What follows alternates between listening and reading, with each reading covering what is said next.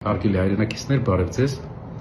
Մեր տնտեսական ծրագրի ներկայացնելուց հետո շատ են հարցերը մեր հայրենակիցների մոտ, որոնցից ամենակարևորը կապված է երկրորդ կետի հետ։ Ասում են, ճիշտ է, որ Սամվել Կարապետյանը որոշել է բոլոր փոքր բիզնեսի ներկայացուցիչներին ազատել հարկերից։ Այո, ճիշտ է։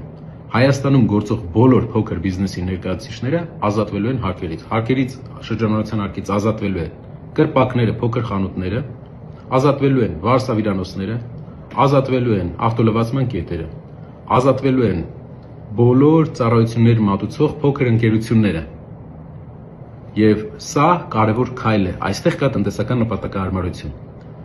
Գիտեք ինչ ենք մենք դա անում։ Առաջինը, որ այս ընկերությունները սկսեն մեծանալ, որ այս միջոցները,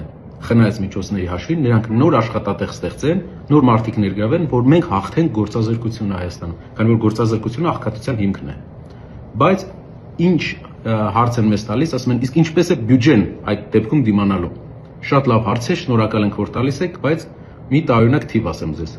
Հայաստանում գործող ընկերությունների 70%-ը վճարում է հարկերի ընդհանուր բյուջեի ընդամենը 2.5%-ը։ Այսինքն, ամբողջ փոքր բիզնեսը շրջանառության հարկով հարկվող վճարում է ընդամենը մեր բյուջեի 2.5%-ը։ Ես ձեզ վստահեցնում եմ, որ մենք ոչ թե 2.5% ենք գտնելու եւ ավելացնելու, այլ մեծ բիզնեսի եւ տարբեր տնտեսական ծրագրերի հաշվին տասնյակ տոկոսներ է բյուջեն ավելանալու եւ չի լինելու փոքր բիզնեսին հարկելու կարիքը։ Իսկ դուք պատկերացնում եք մի երկիր, որտեղ փոքր բիզնեսը չի հարկվում, փոքր բիզնեսը չի առնչվում հարկայինի հետ եւ միակ խնդիրը, որ պետությունը դնում է փոքր բիզնեսի առաջ, մեծանալ, դառնալ միջին բիզնես, այդ ժամանակ արդեն թող սկսի շահութարկ վճարել։ Բայց փոքր բիզնես լինելու ժամանակ պետությունը միայն չխանգարելու քաղաքականություն է վարում։ Երկրորդ հարցը, որ ես իմացա, որ տվել են, մեզ դա պետական պաշտոնյաներից մեկը հարցրել է, ասել է, որ բանակում ես չեմ ծառայել, բանակում ծառայելուց հետ կապված, որպեսզի դուք վստահ լինեք, որ ինչ նախապատմություններ կա։ Սա իմ նամակն է,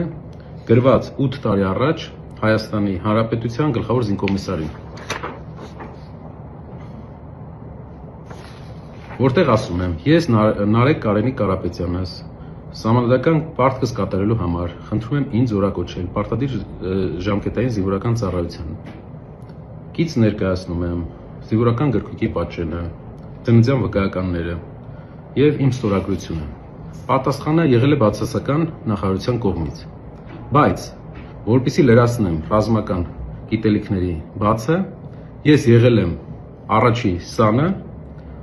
մի մեծ կառույցի, որը Հայաստանում այսօր գործում է, որը Հայաստանում այսօր զինվորական եւ